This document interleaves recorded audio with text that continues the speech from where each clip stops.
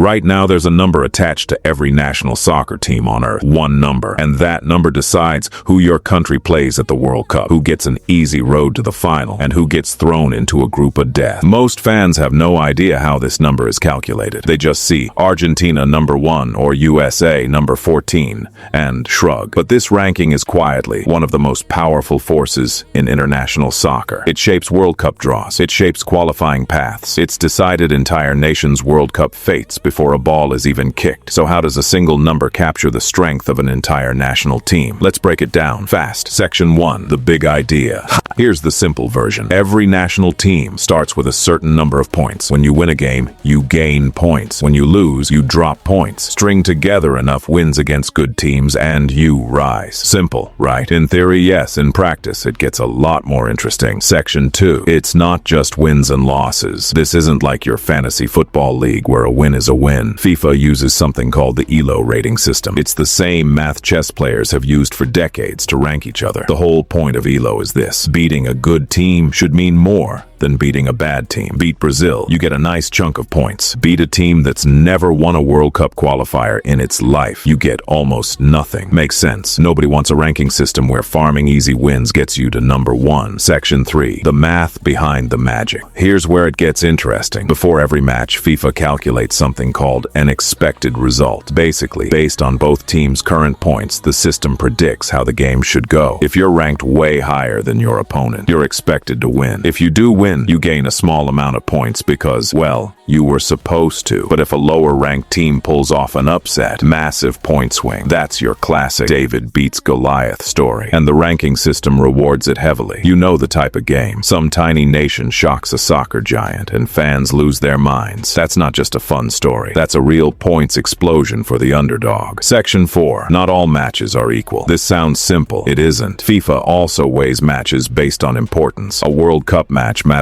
more than a random Tuesday night friendly. A Continental Championship match matters more than an exhibition game nobody really cares about. So winning the World Cup doesn't just get you a trophy, it gets you a serious ranking boost too, because those matches carry extra weight in the formula. Meanwhile, that meaningless summer friendly against a random opponent barely moves the needle. Section 5. Home field doesn't matter here. Quick fact that surprises people: this version of the ranking system doesn't care if you're playing at home or away. Older versions of FIFA rankings used to include a home advantage bonus. Not anymore. Since the system switched over to ELO back in 2018, it's just about the result and the opponent's strength. Doesn't matter if you're playing in your own backyard stadium or on the road in enemy territory. Section 6. Why this ranking actually matters. Okay, so why should you care about a number? Because this ranking decides seedings for major tournaments. When FIFA sets up groups for the World Cup, they use these rankings to sort teams into pots. Higher-ranked teams usually get placed with weaker opponents on paper, which can be the difference between an easy group stage and a nightmare group of death. So this isn't just bragging rights. It's a system that can quietly shape a nation's entire tournament experience before a single whistle blows. Section 7. Rankings don't win games. Here's the twist, though. Rankings provide a useful snapshot of where teams stand going into a World Cup, but they're far from a guarantee